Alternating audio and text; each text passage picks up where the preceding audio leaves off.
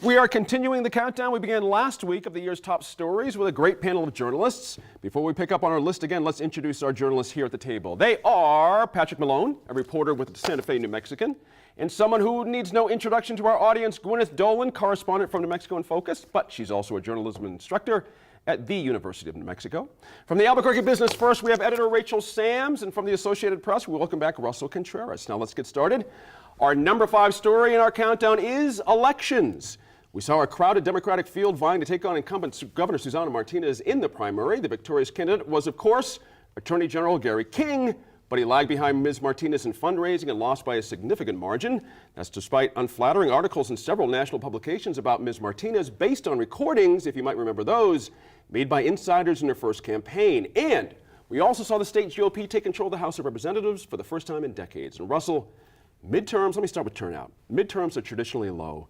Nobody showed up seemingly for midterms here. It was amazing. What do you think happened that caused such a low turnout? Historic turn. I mean, it was historical. Yeah. People just weren't engaged, and even despite all the issues that were before them, they just weren't engaged. What it was telling, and I think this should have got more traction nationally, was this is the most Hispanic state in the country. It just elected a Republican, female, Latina governor, and a Republican House. First time in 60 years. This shows that there's some sort of demographic changes. The assumption is that all Hispanics will vote Democratic, even in a Democratic state. There's some demographic changes that are happening, and this could happen across the country with 2016. I don't think the Democrats can then say, just assume that Latino voters will vote Democratic, especially when they were upset about immigration and all these other things. So it's telling. I think people should really focus and look and see what happened in New Mexico, despite the voter turnout, because those people that did turn out voted Republican. That's a very good point. Absolutely. And for business, the elections are certainly, they mean something. Some administrations are business friendly, some are not. In the overall with the midterms, what changed for you in the business community as far as the legislative makeup? Any significant changes there? Certainly people are really watching the change in the House and what that's going to mean for right-to-work legislation. I think that's what the business community has their eye on the most. Are people talking about, gosh, there's so many things that came and went in 2014. Early in the session, of course, early in the year, we had a try for minimum wage. We had all kinds of different things that would affect business. Looking back on 2014 for you in that regard and leading up to the elections, did anything markedly change between the legislative session earlier this year in 2014 and what we might anticipate coming up in this next one? Has the landscape really changed a lot for business here, do you think? I think just the shift in power makes people wonder if they might see some changes. You know, certainly not everything has shifted. We still have a strong Democratic presence too. So it remains to be seen how much is going to change as a result. Well said. It does, doesn't it? It does remain to be seen. Leadership issues we have certainly going in our legislature. What's your sense of where things stand now? Well, I think with from all indications, we're going to see Mr. Tripp from the southern part of the state as the new Speaker of the House.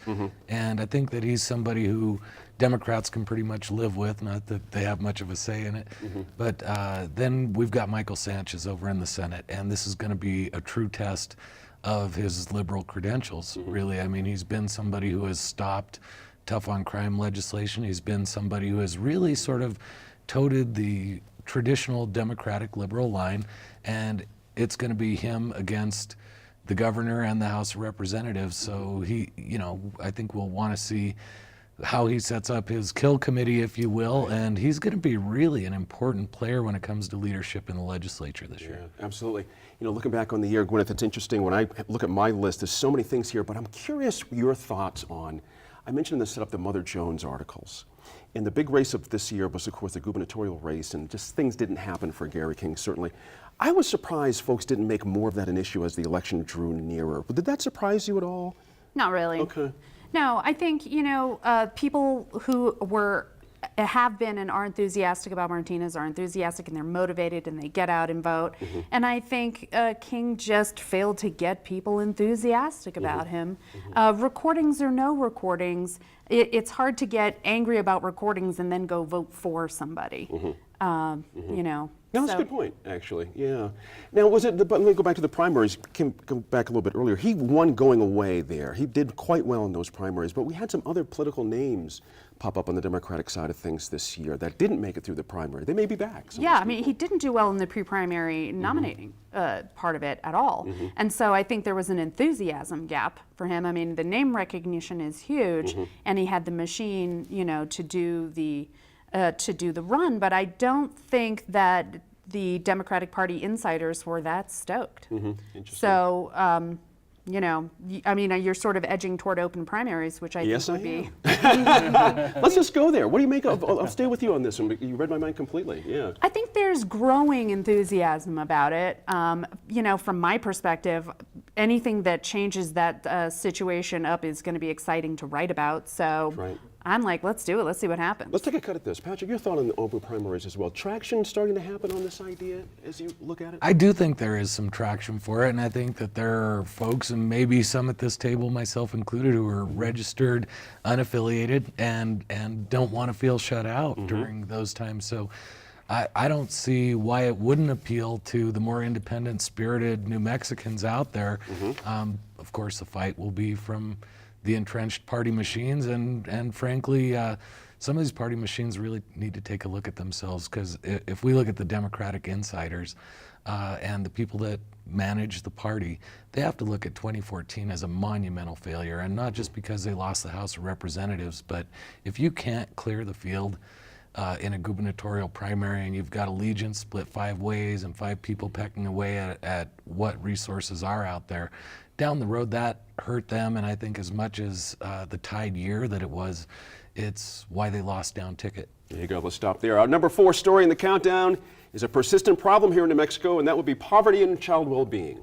The death of Omari Varela exposed a serious problem with the Albuquerque Police Department and the Children, Youth, and Families Department curtailing abuse. It's one of many stories that highlighted why New Mexico is ranked 49th in child well-being by the Kids Count survey. And Patrick, I'll stay with you. What kinds of failings did this story highlight in New Mexico? Because those that are in the business of this was not news to them. People who are in the business of social work understand they're understaffed, under-resourced. It's a terrible thing. Now the general public seems to know, don't they, about where this all stands for our citizens. Well, certainly under the best of circumstances, regardless of what state you're in, families are involved with these agencies because there are problems, and these agencies really are there to be the protectors of these kids. And the Omari case is got to be the most heartbreaking thing I've seen in the year that I've been here in New Mexico, and there have been a few.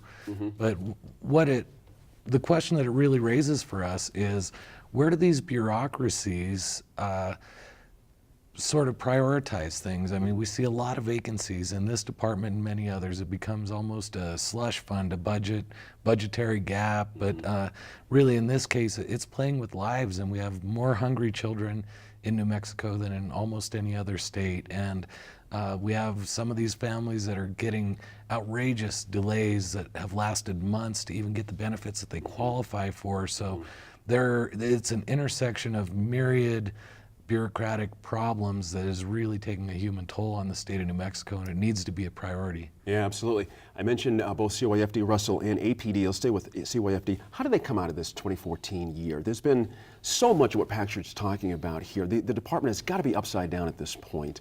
To talk about the year that they had, CYFD. They had we started doing stories about the turnover of social workers, how they felt overwhelmed, they didn't have the resources they needed. Yeah. If we really want to address this, you're going to have to look at the way that place is funded, where the funds go, how they're administered, how many the resources that you give them. Because you have folks that if they join that department in social work, they want to do something. They want to make a difference. Right. And if they're leaving in droves, and if they're leaving frustrated, that means there's a fundamental problem about how that department, and it transcends party, because this has been going on for years.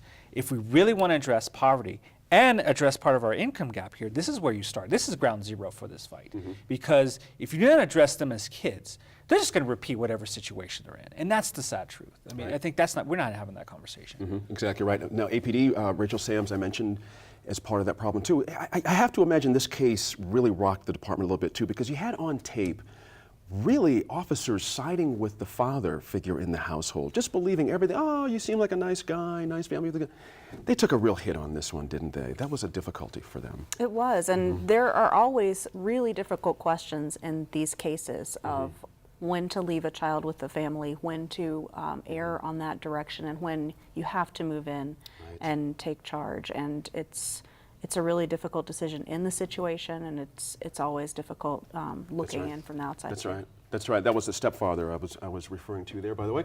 Also for resources and funding, is this going to be the situation? I know we're not supposed to cast forward a little bit here, but considering what we just went through this past year, does this make a good case for resources for CYFD and just asking for everything, as they say? Anytime you have a really high-profile case, it tends to galvanize people and galvanize support for something. Whereas if you don't have a face to put to an issue, it becomes a lot harder. And I think a lot of people took a hard look inside themselves when we saw this and thought, how many times have I thought, well, I'm sure it's okay, when you saw something in a grocery store or in a park and thought, that doesn't look so good. And then you thought, should I have done more? Should I have said more in those cases? And so it stirs up some community angst.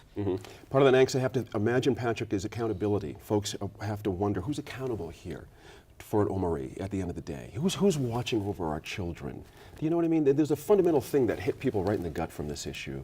It hit him in the gut, and it was at its zenith in the middle of last year's legislative session, which wasn't a policy session, but a budget session. And we saw this Omari's Law pitched. It would have done more to compel communication between the agencies that have these first contacts, like police, with the CYFD, and it failed.